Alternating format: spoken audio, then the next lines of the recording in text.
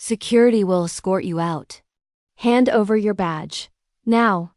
Richard Morrison's voice echoed through Gate 47 at Denver International Airport, loud enough for the morning shift crew and at least 30 passengers in the waiting area to hear every word. His arms were crossed over his expensive suit, the kind that screamed upper management, while his eyes held that particular gleam of someone who'd been waiting for this moment. I stood there in my supervisor uniform, the one I'd worn with pride for 6 years, feeling the weight of every stare burning into my back. My name is Lily. I'm 28 years old, and I never imagined that the career I'd built from the ground up, starting as a baggage handler and working my way to operations supervisor, would end with a public execution disguised as a termination. Mr. Morrison, if we could discuss this in your office. I kept my voice steady, professional, even as my heart hammered against my ribs. There's nothing to discuss. He stepped closer, his cologne expensive and overwhelming. The missing funds from the employee relief program, they trace back to your department. Your access codes. Your responsibility. A murmur rippled through the gathered crowd. I saw Jenny from ticketing cover her mouth. Marcus from security wouldn't meet my eyes. 3 passengers had their phones out, recording every second of my humiliation. Here's what Richard Morrison didn't know as he stood there, savoring his moment of power. I'd been expecting this. Not the specifics, not the fabricated embezzlement charges, but something. Because for the past 8 months, I'd noticed things. Small things. The way he'd reassign me during certain shipment arrivals. How he'd suddenly need my access credentials for system updates every few weeks. The meetings I was mysteriously excluded from after 6 years of perfect attendance. I want to see the evidence, I said quietly, my hands remarkably steady as I unclipped my badge. I have a right to... You have the right to leave before I call the actual police. His smile was thin, victorious. Though I'm sure they'll want to talk to you soon enough. Theft from an employee charity fund? That's federal. Sarah Chen, my closest friend and fellow supervisor, pushed through the small crowd that had formed. Rich, this is insane. Lily would never... Miss Chen, unless you want to join her, I suggest you return to your post. He didn't even look at her. His eyes stayed locked on mine, waiting for me to break, to cry, to beg. I thought about my grandmother who'd cleaned offices in this very airport 40 years ago, who'd faced men like Richard Morrison her entire life and taught me that dignity wasn't something anyone could take from you.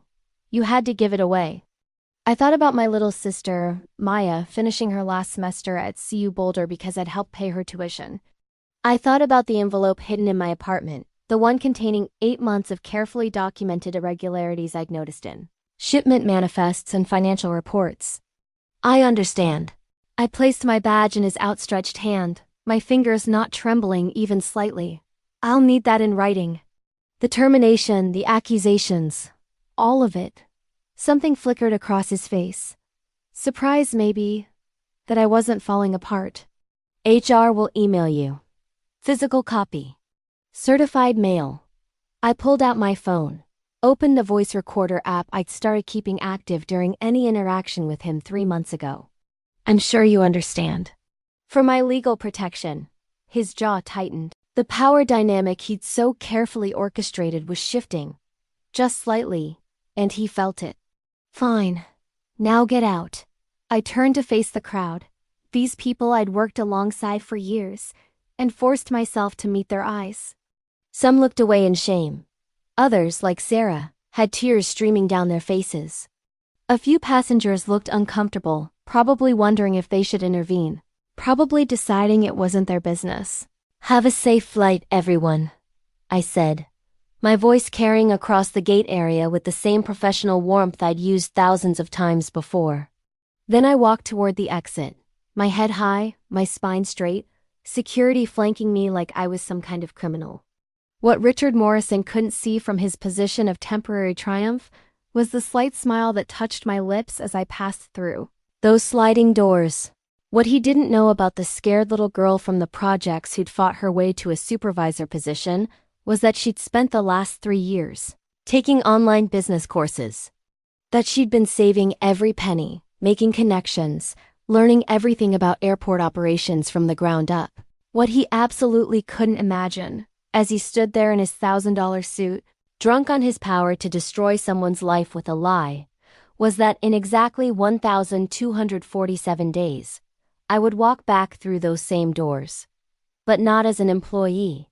The November wind hit my face as I stepped onto the sidewalk, my former workplace looming behind me like a fortress I'd been exiled from. My phone buzzed with texts, Sarah, Marcus, even some of the baggage crew. But I didn't look at them yet. Instead, I stared at that building, at the departure board visible through the massive windows, at the life I'd just lost. Or so it seemed. Because while everyone saw a young black woman being publicly destroyed by a system designed to chew people like me up and spit us out, what they couldn't see was the war I just declared.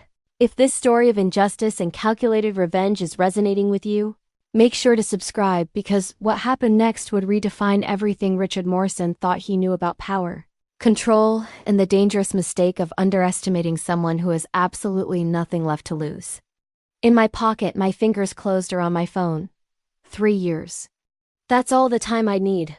3 years to build something he could never imagine. To gather every piece of evidence he thought he'd buried. To become the one thing he feared most. His reckoning. The email arrived at 11:47 p.m., 2 days after my termination. Subject line: Official notice of termination and criminal referral. I sat in my cramped studio apartment, the one I'd been so proud of when I first rented it, laptop balanced on my knees. Maya was asleep on my couch. She'd insisted on staying with me after hearing what happened, skipping her classes to make sure I wasn't alone. The document was thorough. Brutally thorough. Richard Morrison hadn't just fired me.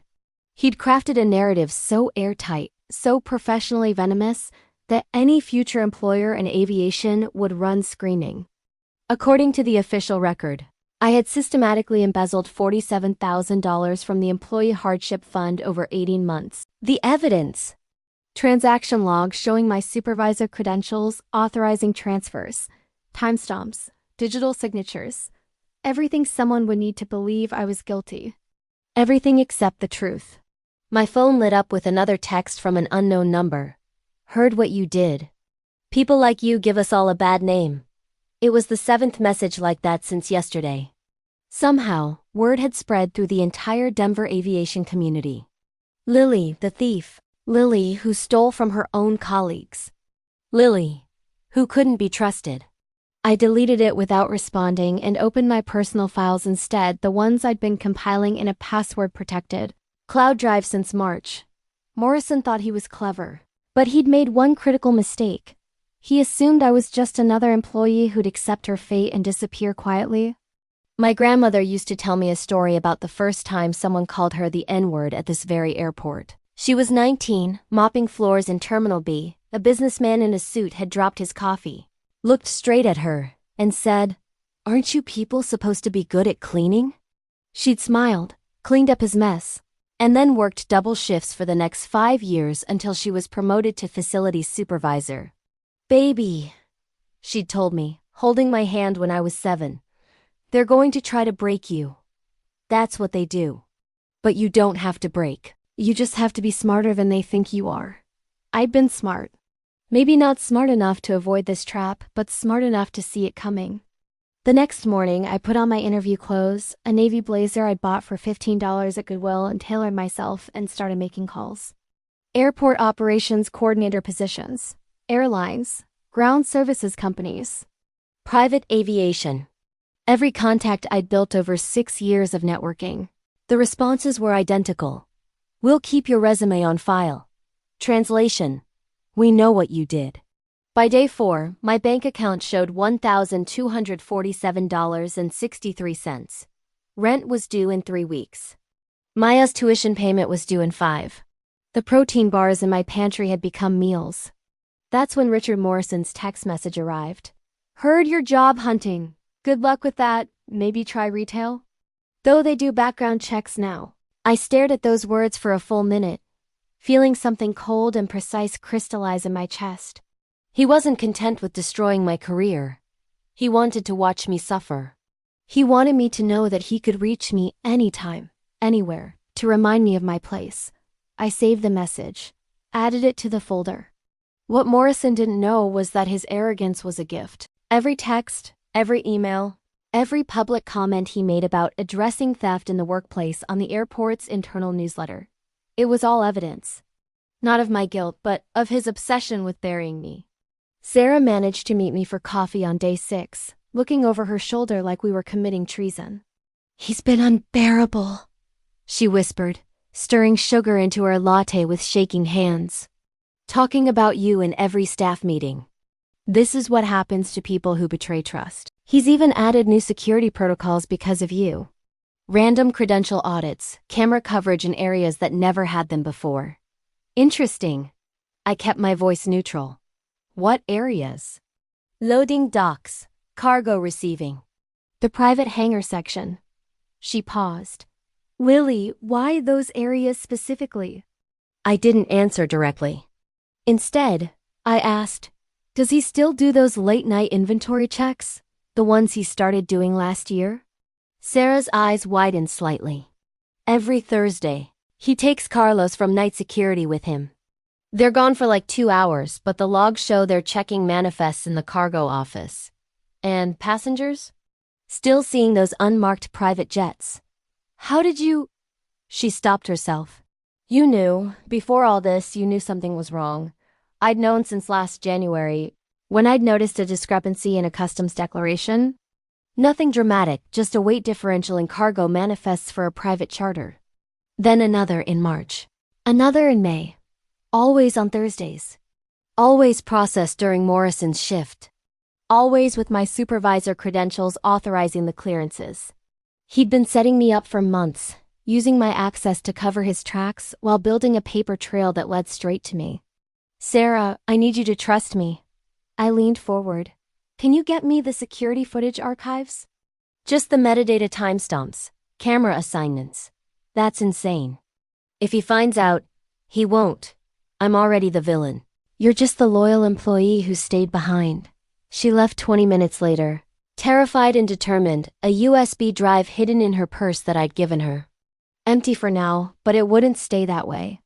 The severance check arrived week 2, $8,450, 60% less than I was entitled to, with a note explaining that restitution obligations had been deducted.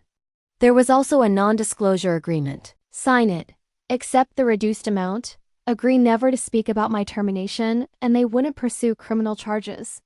I didn't sign it. Instead, I opened a new document and started writing. Every detail I remembered. Every suspicious shipment. Every time Morrison had asked for my credentials. Every Thursday night pattern. Every private jet registration number I'd memorized. It was 47 pages when I finished. Maya found me at 3 a.m., still typing. "Lily, you need to sleep. I need to finish this." "What is it?"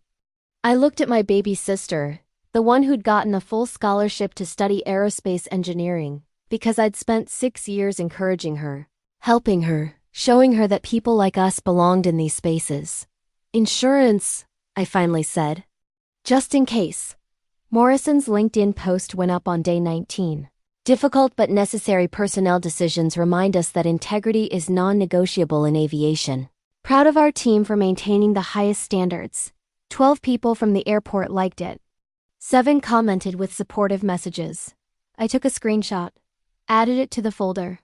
The job offer came from an unexpected source, a small regional cargo company, the kind that operated out of secondary airports and handled overflow shipments. The pay was $14 an hour, less than half what I'd been making. The manager, an older white guy named Tom, looked at me across his cluttered desk and said, "I don't care what they say you did. I care if you can do the job." I took it.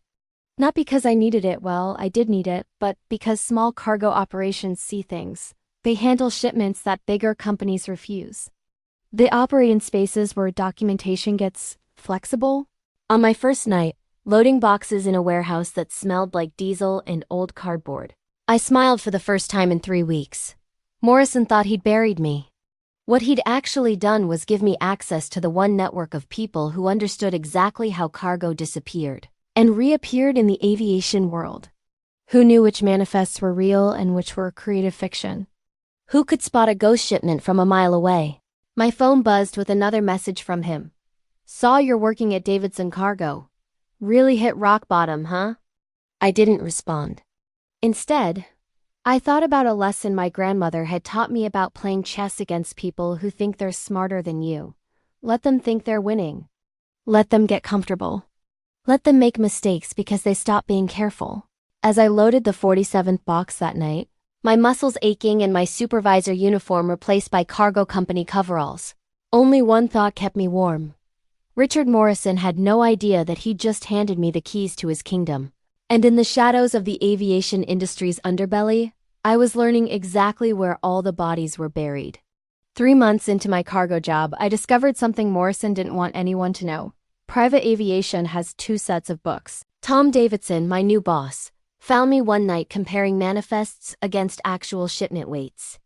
We were alone in the warehouse office, the kind of cramped space with coffee-stained papers and a calendar from 2019 still on the wall. You always this thorough? He set down 2 beers, slid one across the desk to me. Habit. I didn't look up from the spreadsheet. These numbers don't match the customs declarations. They never do. He took a long drink. You know why small operations like mine stay in business, Lily? We don't ask questions. Rich people want things moved quietly. We move them quietly. Been doing it 30 years. I finally met his eyes. What kind of things? Tom studied me for a long moment. The kind your old boss specializes in. Art that maybe shouldn't leave certain countries. Electronics with interesting serial numbers. Cash that doesn't like paperwork. He paused. You really steal from that employee fund? No, didn't think so. You got that look my daughter had before she became a prosecutor, like you're building a case, not running from one. He pulled out a folder from his desk drawer, tossed it to me. Found this in some old files. Thought you might find it interesting. Inside were shipment records from 4 years ago. Denver International. Private hangar section. Authorized by Richard Morrison. And there, plain as day, the same discrepancies I'd noticed in my final month's weights that didn't match. Customs codes that made no sense. Timestamps that suggested planes were landing and departing when no flight plans existed. Why are you showing me this? Because men like Morrison, they think they're untouchable. They hurt people, destroy careers, and nothing happens. Tom's voice went hard. My daughter prosecuted white-collar crime for 7 years before she burned out. Know what she told me? The only cases that ever stuck were the ones where someone on the inside cared enough to build an airtight case. He stood up. I'm not saying you should do anything illegal. I'm just saying files have a way of getting lost in this business. Unless someone bothers to look. That night, I started building what I privately called Project Reckoning. Sarah's USB drives arrived every 2 weeks, hidden in coffee shipments that Davidson Cargo conveniently handled for several airport vendors. Security footage metadata. Shipment manifests. Email chains Morrison thought he deleted from the server, but that Sarah, with her admin access, could still retrieve from the backup archives. By month 5, I had evidence of 17 ghost shipments. By month 7, 29. Each one processed during Morrison's Thursday inventory checks. Each one authorized with my stolen credentials. Each one moving cargo that never appeared on official customs declarations. But evidence wasn't enough. I needed leverage, capital, and credibility. I needed to become someone Morrison couldn't simply dismiss or destroy. That's when I met James Chen, Sarah's older brother. So you're the infamous Lily. James sat across from me at a dim sum restaurant in Westminster, his Lawyer briefcase looking out of place among the family-style tables. Sarah's told me about your situation. Also showed me some of your documentation. He pushed his glasses up. It's impressive, detailed, almost prosecutable. Almost? You're missing the money trail. Morrison's moving illegal cargo, sure, but where's the profit going? Who's paying him? What accounts? James leaned forward. Federal prosecutors love financial crimes, but they need to show intent and benefit. Right now, you have suspicious activity. You need to connect it to his bank account. How do I do that? You don't. I do. He smiled slightly.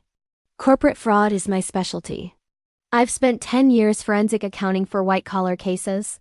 And I really don't like people who destroy innocent lives to cover their crimes. I can't pay you. Consider it pro bono. With one condition, his expression turned serious. Everything you've collected, every piece of evidence, you give it to me. Let me build the legal case. Because whatever you're planning, and I can see you're planning something, you need to come out of this clean. Not just vindicated, but positioned to rebuild. I handed over copies that night. Not the originals, I wasn't that trusting yet, but enough for James to start pulling threads. Morrison's messages continued like clockwork. Week 12, heard you're still in cargo. Maybe you found your level. Week 18. Some people just aren't meant for management. No shame in that. Week 22. Hope you're not still bitter about everything. You brought it on yourself. I saved every single one. But I also started studying. Real studying. I'd been taking online business courses before, but now I went all in. Financial management, aviation law, corporate acquisitions. I enrolled in an executive MBA program online full scholarship based on my work history before the termination. Morrison had tried to bury my career, but my 6 years of performance reviews, commendations, and process improvements were still on record. The irony was delicious. I was using the reputation he couldn't fully destroy to build the knowledge that would destroy him. By month 9, Tom had me handling his more sensitive accounts. You're wasted in cargo, he said one night. You should be running operations, not loading boxes. Maybe someday. I'm serious, you've got vision. You see patterns. You know what this industry needs? He gestured at his cramped office. Someone who understands both the legitimate business and the creative side. Someone who can build a company that handles complex logistics for clients who need discretion. Legal discretion, he added quickly. That sounds expensive to start. $200,000 would do it. Maybe $250,000 for licenses, insurance, initial equipment. He shrugged. In this business, it's not about the money, it's about the connections. And baby, you're building connections. He was right. Every night at Davidson Cargo, I met people Morrison would never notice. Pilots who freelanced for cash. Customs brokers who knew every loophole. Warehouse managers who understood the difference between what's illegal and what's just creative. People who operated in the spaces between official aviation and the real world. People who could be convinced to work for someone new. Someone who treated them with respect. Someone who actually knew what she was doing. Maya graduated that May. I used my last $400 to buy her a gift, a framed photo of our grandmother in her airport facilities supervisor uniform from 1987. On the back, I'd written, "She taught us to be smarter than they think we are." At the graduation party, Maya cornered me in the kitchen. "Lily, what are you doing?" "What do you mean?" "You've got that look. Like you're planning something big." She lowered her voice. "Whatever it is, be careful. Morrison already destroyed you once." "He didn't destroy me." I met her eyes. "He woke me up." Morrison's promotion came through in month 10. Director of Operations for the entire airport, basically the second highest position available. His LinkedIn post was insufferable. Humbled and honored to serve an expanded capacity. Integrity and excellence always prevail. Sarah sent me the internal memo. His new salary was $287,000 annually, plus bonuses. His new office had a view of the runways. His new authority meant he controlled every operational decision at Denver International. James called me that night. "I've got something." Morrison has a company in the Cayman Islands. Registered under his wife's maiden name, but the beneficial owner traces back to him. $3 million in deposits over the past 4 years. Dates match your ghost shipment timeline perfectly. Can you prove the connection? Working on it? But Lily, he paused. This is bigger than one corrupt manager. This is organized smuggling with international components. When this breaks, it's going to be federal. FBI, probably Customs and Border Protection. You need to be ready for that spotlight. I was ready. I'd been ready since that November morning when Morrison had me publicly humiliated and escorted out like a criminal. but I wasn't ready just to expose him. That was too easy, too clean. Morrison had spent a year and a half destroying my name, my career, my reputation. He'd stolen my credentials to cover his crimes. He'd sent me taunting messages because he thought I was powerless. What he didn't know, what he couldn't know, because men like him never imagined people like me have this kind of vision, was that I wasn't just collecting evidence. I was building an empire. Tom's offer to start my own logistics company wasn't just a kind gesture. It was a roadmap. And while Morrison sat in his corner office, drunk on power and certainty, I was learning everything he thought he'd gatekept from me. How to read contracts, how to acquire assets, how to leverage relationships into opportunities, how to turn $250,000 in startup capital into something that could compete with established operations. The text from Morrison arrived on month 14. Heard you're taking business classes. Cute. Ambition without opportunity is just delusion. I smiled at my phone. Sitting in my apartment that had gone from temporary housing to war room, surrounded by business plans and financial projections and legal documents that would make Morrison's blood run cold if he knew they existed. If you're following this journey and want to see how preparation becomes power, make sure you're subscribed, because the woman Morrison thought he'd buried was about to teach him the most expensive lesson of his life about underestimating people who have nothing left to lose and everything to prove. James was filing the initial legal motions next month. Sarah had just pulled the final piece of evidence we needed. And Tom had introduced me to an investor who specialized in aviation startups, someone who'd been looking for exactly the kind of opportunity I was about to present. But Morrison didn't know any of this. All he knew was that somewhere in the city, his former employee was working a dead-end cargo job. Probably bitter, definitely broken. He had no idea that the prey he'd been taunting for over a year had become a predator. The acquisition announcement hit the aviation trade publications on a Tuesday morning in November, exactly 3 years and 2 days after Morrison had me escorted out of Denver International Airport. Denver-based Apex Logistics acquires Morrison Aviation Services in $4.2 million deal.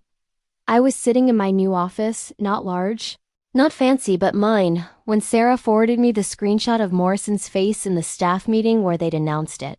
She'd risked her phone under the table to capture it, his expression frozen somewhere between confusion and the dawning horror of someone who just realized the ground beneath them had turned to quicksand. Because Morrison Aviation Services was the private consulting company he'd built on the side. The one that advised on cargo operations and private aviation logistics. The one that had been taking consulting fees from the very clients whose illegal shipments he'd been facilitating through Denver International. The one registered in his wife's name but funded by 3 years of smuggling profits. The one I just bought. Every asset, every contract, every incriminating document in its files. My phone rang. Unknown number. I let it go to voicemail, then watched Morrison's face appear on my screen as the message played. What the hell do you think you're doing? You can't, this isn't... His voice cracked. Call me back. Now. I deleted it. Added the timestamp to my records. James Chen walked into my office with 2 coffees and the smile of a lawyer who just won a case everyone said was unwinnable. His attorney called. 3 times. They want to negotiate. Negotiate what? A quiet dissolution of the acquisition. They'll buy back the company for $6 million, $1.8 million over what you paid. James set down the coffee. They're panicking because they know what you have access to now. Every file. Every contract. Every email discussing cargo that should never have existed. Tell them no. Lily, $1.8 million profit in 2 hours is... Tell them no, I repeated. This isn't about money. What Morrison didn't know, what his expensive attorneys were about to discover, was that the acquisition had been legal theater. I'd spent 20 months building Apex Logistics from nothing. Tom had been my first partner, bringing his 30 years of connections. Sarah had been my silent consultant, feeding me information about Denver International's operational gaps. James had structured everything to be bulletproof, but the real genius was the investor, Margaret Reeves, former FAA inspector who'd been forced out after trying to investigate irregularities at major airports. She'd brought $3 million and a vendetta against the entire system that protected men like Morrison. When I'd presented my business plan legitimate, logistics operation with the capacity to expose industry-wide corruption, she'd signed the partnership agreement in 20 minutes. We'd acquired Morrison Aviation Services through a shell company, making it look like a random corporate consolidation. He hadn't known who was behind it until the press release went public with my name listed as Apex Logistics CEO. The FBI arrived at Denver International Airport at 2:47 p.m. Sarah's text came through. They're in his office. 6 agents. They walked him out in handcuffs. I didn't respond immediately. Instead, I opened the folder I'd been building for 3 years and attached it to an email. The recipient: Special Agent David Rodriguez, FBI White Collar Crime Division. Subject line: Supporting evidence for Morrison investigation. 17 ghost shipments documented with timestamps, weights and customs discrepancies. Security footage metadata showing Morrison's Thursday night patterns. Financial records connecting his Cayman Islands company to shipment dates. Text messages where he'd admitted to handling sensitive cargo for clients. His own taunting messages to me, proving consciousness of guilt and witness intimidation. And the crown jewel: the files from Morrison Aviation Services showing exactly who'd paid him, how much, and for what. Names, dates, amounts. 3 years of organized smuggling laid out like a prosecutor's dream. I hit send. Morrison's second call came at 4:15 p.m. I answered this time.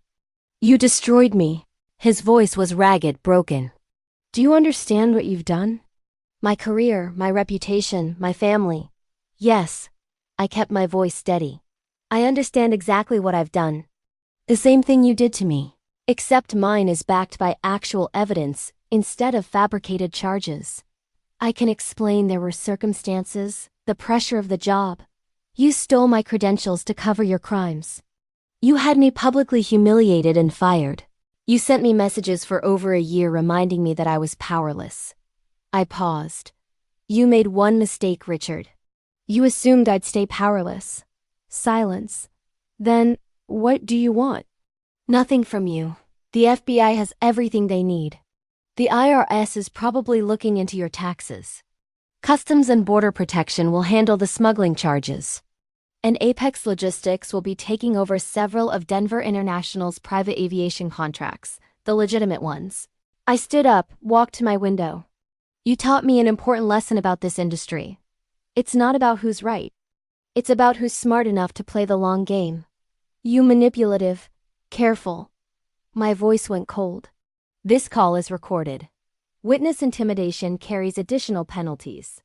I'd hate for you to make your situation worse. He hung up. The news coverage started that evening. Denver Airport Operations Director arrested in smuggling scheme. By morning, it was national. Airport executive used employees' credentials in multi-million-dollar smuggling operation. The detail that made it personal? Every news outlet mentioned that Morrison had fired and falsely accused an employee identified only as a 28-year-old operations supervisor to cover his tracks. The employee had spent 3 years building a case that ultimately brought him down. Some articles included my name. Most didn't, but the aviation community knew. They always know. Morrison's attorney released a statement about mental health struggles and making amends. The airport released a statement about zero tolerance for corruption. His wife filed for divorce on day 3. His LinkedIn profile went dark on day 5. The contracts started coming to Apex Logistics almost immediately. Companies that had been using Morrison Aviation Services needed a new consultant. Legitimate businesses that wanted someone who understood both operational excellence and regulatory compliance. Within 2 weeks, we'd signed $1.7 million in new contracts. Maya called me crying. Willie, it's everywhere. Everyone knows you were innocent. I know. How do you feel? I thought about that question. Vindicated? Yes. Satisfied? Partially. But mostly, I felt something Morrison would never understand. I felt free. Free from the weight of false accusations. Free from the fear that I'd lost everything. Free from the belief that people like him always won. I feel like Grandma would be proud, I finally said. The airport's internal investigation concluded in week 3. I'd been wrongfully terminated. They offered reinstatement, back pay, and a formal apology.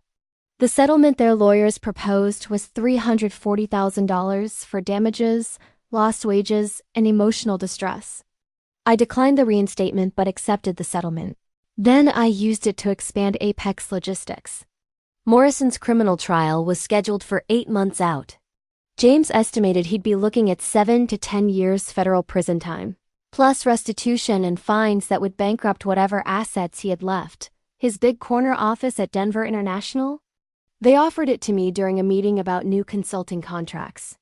The irony was so perfect it almost hurt. If this story of justice served cold has kept you watching, make sure you're subscribed because the final chapter reveals how completely the tables turned and why the best revenge isn't just defeating your enemies, but building something they could never destroy in the first place. I stood in that office 3 years after being dragged out of the airport, looking at the same runways, the same terminals, the same world Morrison thought he controlled. The difference was simple but profound. I wasn't here because someone gave me permission. I was here because I'd earned it, built it, fought for it. Morrison had tried to teach me my place.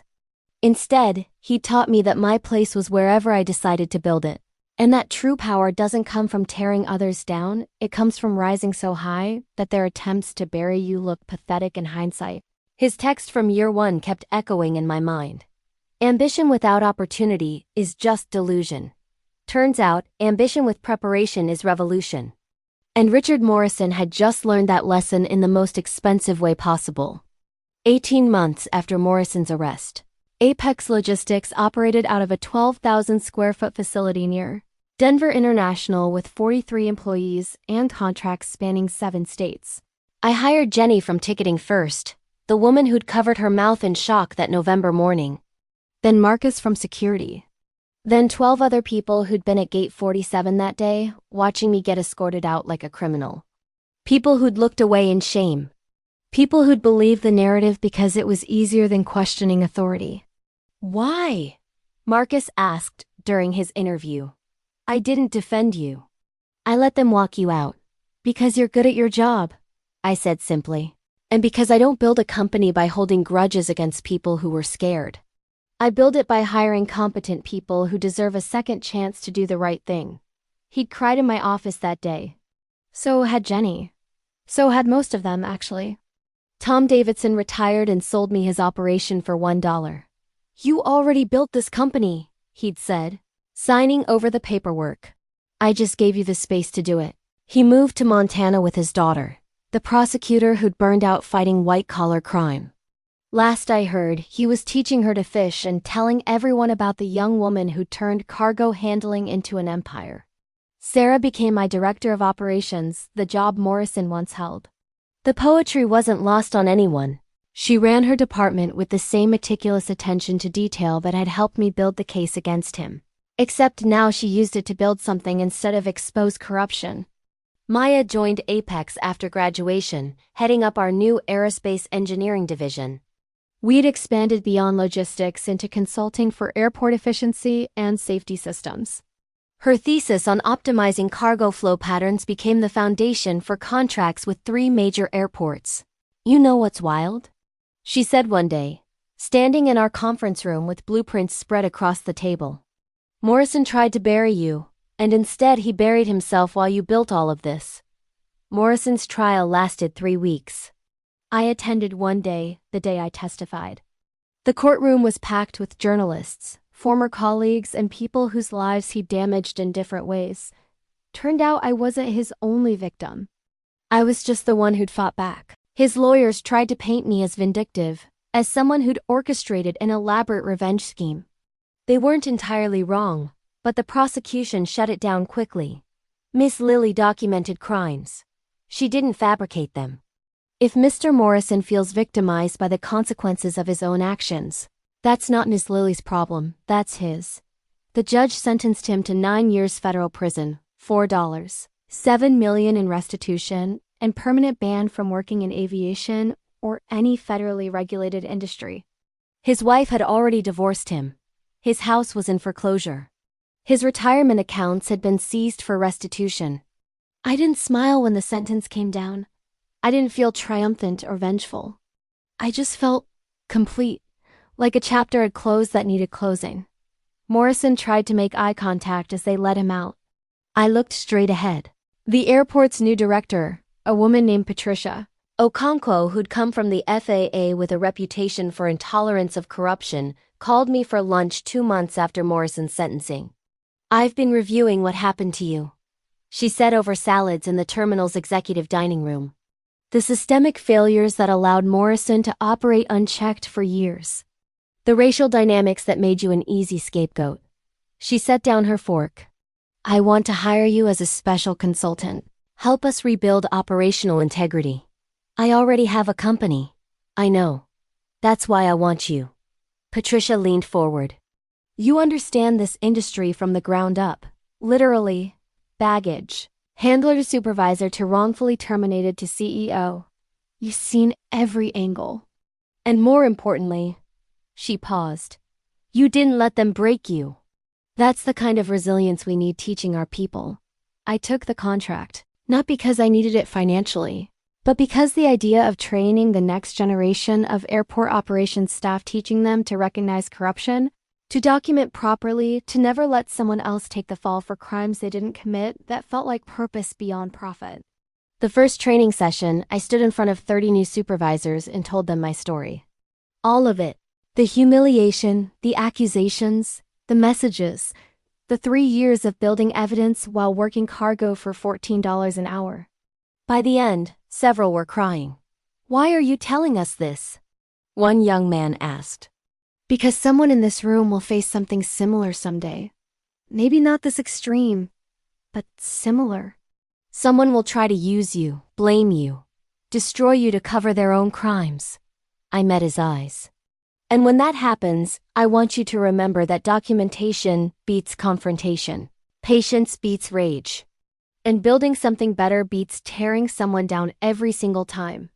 Morrison's final message to me came through his lawyer 6 months into his sentence. A handwritten letter. His attorney called first. He wanted me to pass this along. "You don't have to read it." I read it anyway. The letter was 3 pages of self-pity wrapped in what he probably thought was reflection. How the pressure had gotten to him. How he'd made mistakes. How he hoped I could find it in my heart to forgive him someday. The last line.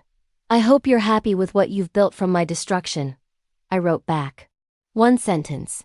"I didn't build anything from your destruction. I built it despite your attempts to destroy me." There's a difference. Apex Logistics celebrated its 3rd anniversary in November. The same month, the same day, as my termination 3 years prior. We threw a party at our headquarters, catered food, open bar, speeches from employees about company culture and opportunity. I gave the last speech, standing in front of 87 employees, people I'd hired, people who'd trusted me, people who were building their own careers in a company that valued integrity over profit, people over politics. 3 years ago, I lost everything. I began. My job, my reputation, my belief that hard work and honesty mattered in this industry. A man with power decided I was expendable, and the system agreed with him. I paused. But here's what Richard Morrison didn't understand about people like us. People who come from nothing and build something. We don't break. We adapt. We learn. We grow. And eventually we win, not because we're more ruthless, but because we're more resilient. The applause was thunderous. But what stayed with me was the young woman in the back, 23, black, just promoted to shift supervisor, whose expression reflected the same determination I'd felt 3 years ago. The same refusal to accept that this was as far as she could go. After the party, I drove past Denver International. The building looked the same. The plane still took off and landed. The world kept spinning like nothing had changed. But everything had changed. I'd learned that the best revenge isn't destroying your enemies. It's building something they can never touch, can never claim, can never take away. Morrison had tried to teach me my place. Instead, he taught me that my place was wherever I decided to stake my claim. And that true power isn't given by institutions or bosses or systems designed to exclude people like me. True power is built, brick by brick, contract by contract, employee by employee, Day by day, through the unglamorous work of getting up after being knocked down and deciding that their version of your story doesn't get to be the final chapter. My grandmother used to say that living well is the best revenge. She was almost right. Living well is good, but building something exceptional, something that creates opportunities for others, that changes industry standards, that proves every single person who underestimated you was catastrophically wrong, that's not just revenge. That's a legacy. And legacy is what lasts long after the people who tried to bury you have been forgotten. So here's the lesson Richard Morrison paid $4.7 million and 9 years of his life to teach. Never underestimate someone with nothing to lose, everything to prove, and the patience to play the long game. Because while you're celebrating your short-term victory, they're building the empire that will make your downfall look like the minor footnote it always was. He tried to destroy me. Instead, he freed me from ever believing that my worth was determined by people who never deserved to judge it in the first place. And in the end, that might be the greatest gift an enemy can give you, the motivation to become everything they feared you could be. If this story resonated with you, if you've ever been knocked down by people who thought you'd stay down, drop a comment about your experience. Subscribe for more stories that prove justice doesn't always come fast. But when it comes with preparation and purpose, it's absolutely devastating. Because the world needs to know that sometimes the people they tried to bury were actually seeds, and 3 years later were forests they can't cut down. Morrison sits in federal prison. I sit in the office I built. We both got exactly what we earned.